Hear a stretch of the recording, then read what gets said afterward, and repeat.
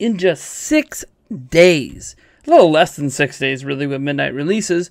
Mario plus Rabbids Kingdom Battle will be releasing for Nintendo Switch.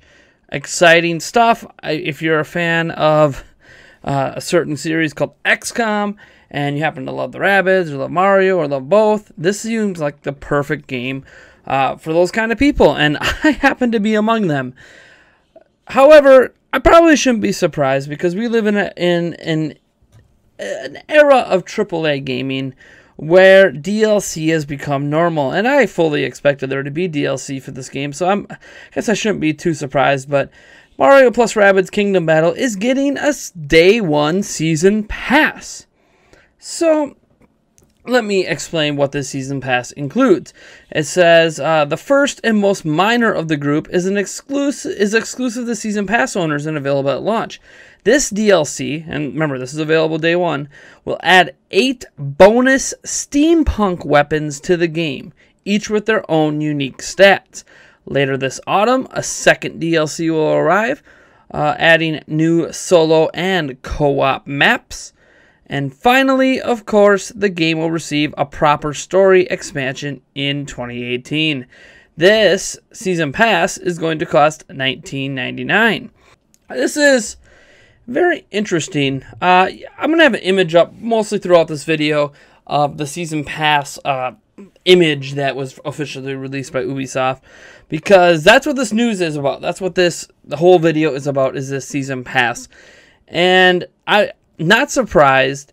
I'm always disappointed when there's exclusive Day 1 content locked behind anything, whether it's a Season Pass, whether it's Amiibo, whether it's DLC, whether it's microtransactions, however they choose to get that Day 1 content along. I always hate that that's a thing. I know Breath of the Wild technically had Day 1, exclusive content with their Season Pass, but to me, like, adding a costume or two isn't really a big deal. And they added the Nintendo Switch shirt and like one other chest, whereas this is like 8 weapons, and weapons obviously make a huge difference, and these weapons are exclusive, meaning you're not going to be able to get these weapons in the game. Yeah, that's an advantage for people who have a Season Pass. I'm very interested to see what these weapons could be. I'm sure they're going to show them off here in the next few days as we lead up to launch, because there's no point in really hiding what these weapons are, because you want to entice people to buy the Season Pass. Whether or not that $19.99 price is worth it, that seems to be a standard price for Season Passes. And to get new solo challenges and co-op maps in fall, and a whole new, it says unexpected story content in 2018, is something that's obviously very, very enticing. And I'm okay. Let me phrase this. I am not someone who's against DLC. There's a lot of people out there that are just going to be mad that this even has DLC. I'm not against DLC. I've never been against DLC. I've been a huge supporter of expansion pack like DLC, really dating back to when expansion packs were really a thing. I'm not talking about like the World of Warcraft expansion packs, although those are kind of cool. I mean, even back for the original Sims, when they released all the $20 to $40, physical expansion packs, or the expansion packs for Age of Empires and Age of Empires 2, or all these PC games that I really enjoyed expansion packs from back in the day, because really they weren't a thing on consoles until the internet came along, and Xbox brought the internet to home consoles in a more impactful way, and that led to obviously downloadable content, which is what DLC ultimately is. And I'm not against DLC. There is such a thing as DLC done well, and I think Nintendo has done DLC well. I also think Nintendo has done DLC poorly at times as well. They kind of bounce around on both sides of the spectrum, and this is Ubisoft, who obviously has some notorious reputations with their DLC. Obviously adding unexpected story content is always interesting to me in DLC that extends the playability of the game.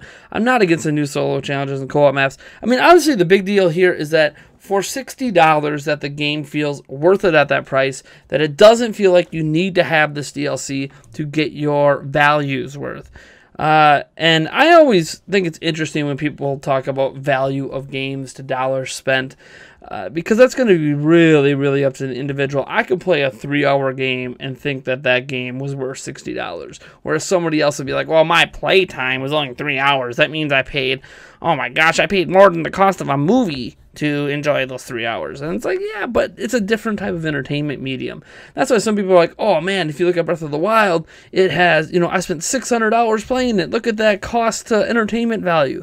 But somebody else might not have enjoyed Breath of the Wild that much and might not think it's worth $60. So there's really two sides to the coin, and I'm okay with this DLC. I just wish it did not have the weapons at launch. Obviously, we need to see what the DLC ultimately becomes before I can tell you if $19.99 feels worth it. I mean, maybe the unexpected story content is literally just one map and a cutscene, and that would feel like a steep price to pay just for that. But yeah, I'm a little torn just because it has those exclusive weapons. I wish they weren't exclusive, even if they were timed. Like, say you could have them day one, but like you could still get them in the game later, or if you could 3 days later everybody gets them or something. I just hate the idea of exclusive day one content. That's cut content from the game, piecemealed out, and I'm completely against cut content day one that's finished. That's just not my cup of tea, and I don't like that that's happening. But ultimately, I'm still getting Mario and Rabbids Kingdom Battle. I already have a pre-order in for a physical copy. I was debating on getting digital because I'm going to love this game, but went physical just so I have the ability to trade in if I feel like it. But I'm pretty stoked. I'm okay with the Season Pass. I'm not going to pass judgment on it, nor am I going to purchase the Season Pass until I see how good the game is, and if I feel like that Season Pass is worth it. Because ultimately, if I end up not enjoying the game that much, then I'm not going to want to buy a Season Pass for it. But I'm pretty sure I'm going to love it. I love XCOM. I'm sure I'm going to love Mario. I love Mario, and I love Rabbids, and I love XCOM, and this is a mash of everything.